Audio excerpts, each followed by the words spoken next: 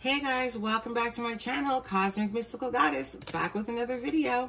So this is a quick tutorial. I don't know how quick, but I'm going to try to be as quick as possible, and really in-depth video on headwork, okay? So I'm going to teach you guys, don't be afraid of the skull. For those newbies, it is not evil, okay? We all have a skull. Under our flesh, we have a skull, and we will disintegrate into this eventually at some point in life, okay?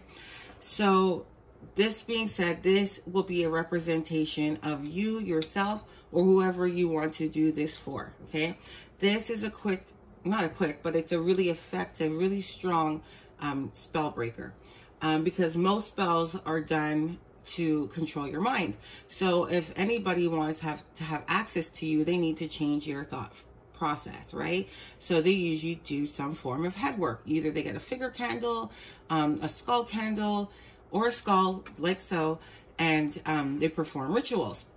They can also make voodoo dolls and stuff like that, which I am not objective to it because I believe in left and right hand magic as well, but I do not really showcase that on my channel.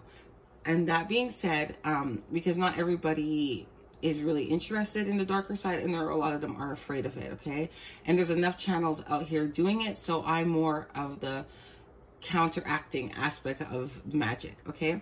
So what I like to do is showcase on how to do things to like open up your roads, break down obstacles, uncross yourself, you know, bring things to you, okay, that are not easily available to you, that you're able to access on your own, just in your everyday life, okay?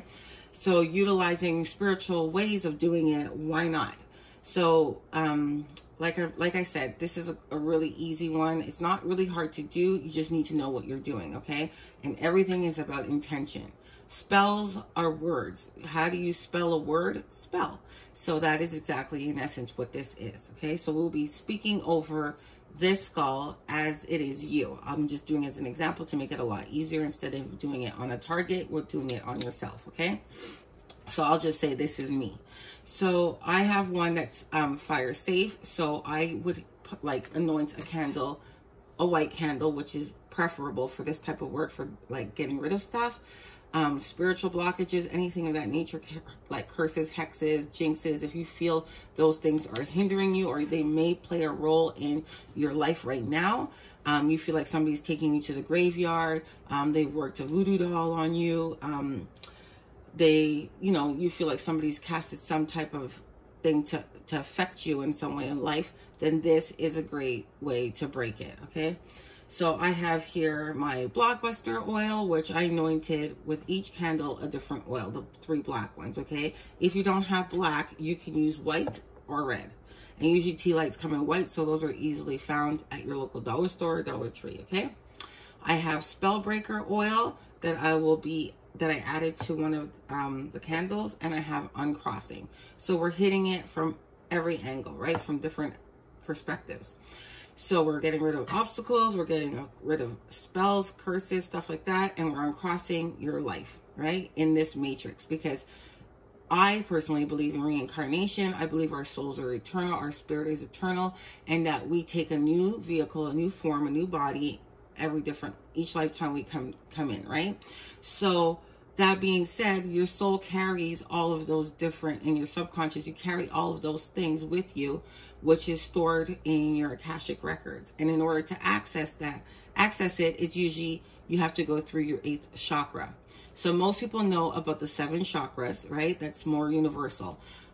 For those of you who don't know about chakras, they're energy points in your body system that are aligned to cosmic source, okay? So if you want to learn more about the chakras and stuff like that, I can do a more in-depth video on that if you're interested, okay? So I have here my Super 7. I like to use Super 7 because it aligns all of your chakras. It's like the most sought after stone for any spiritual person. They don't have to be a practitioner, but anybody who is a spiritual being, this is a great stone to have, okay? Because it aligns all your chakra points, your meridian points, and the 7 of them. So that's why it's called the Super 7, okay?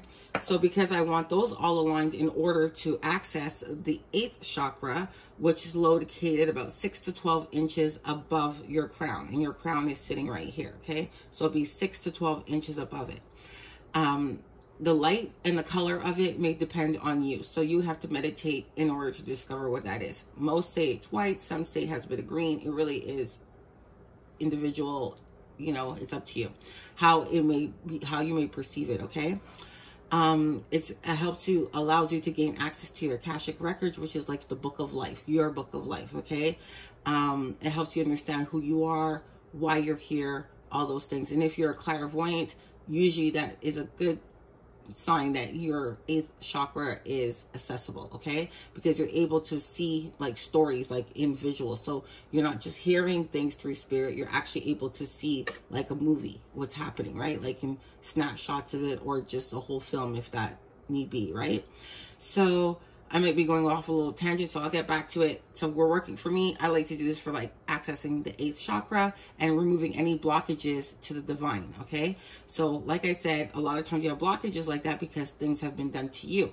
Sometimes it's self-sabotage that you said in past lives, meaning past vows that you've made, that you need to break those soul contracts with yourself in this life, or things that have been put on you, okay? So we're going to do head work for that. You can use a figure candle, a skull candle, or a skull. That's fire safe, okay? Not plastic. And what was I going to say? So after you write on your candle, everything going down, your date of birth, all the things you want to break, you're going to anoint it with your uncrossing, the spell breaker, or the explosive, or all three, which you can find the explosive blockbuster on my website. I haven't uploaded the uncrossing, but I will, because my labels have come in, so I'm going to upload those, so you'll be able to purchase that on my site. And Spellbreaker as well will be going up, okay? I anointed the candles, like I said, with the oils, and I also anointed it with my Go Away Evil powder, all right? So I don't know where it's coming from, if that may be the case, but it's good to do that. If you want to be unseen because you're not really familiar with what you're doing and you're new to this, it's good to cloak yourself, okay? It's very important to protect yourself doing any kind of banishing rituals, because sometimes you can make it worse.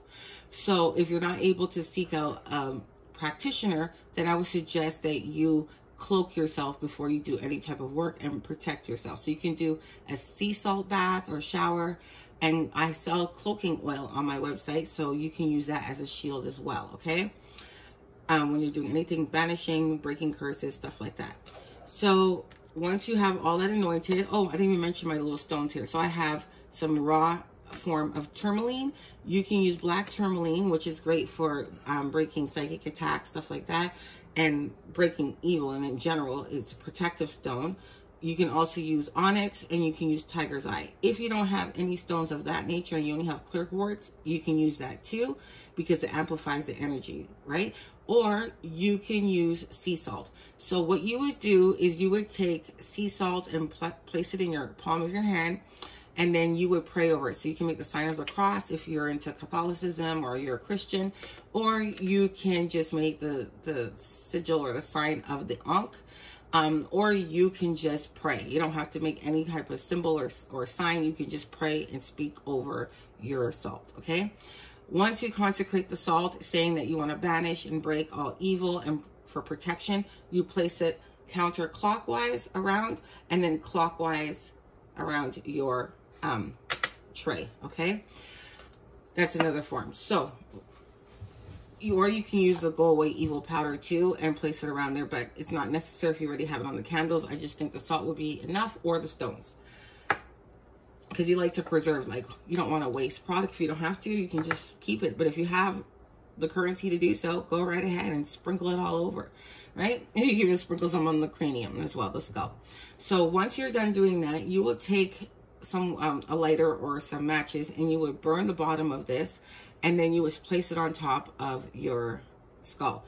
If you have a candle, a skull candle, well, you won't need to use this. You can just carve all your information on the skull, the areas that you want to work around, like to break bondage of the mind, self-sabotage, you know, depression, mental health, whatever it is. Like, and if you have mental health issues, I'm going to say as a disclaimer, if I haven't mentioned it already, do not stop taking your medication, and please seek medical attention or advice.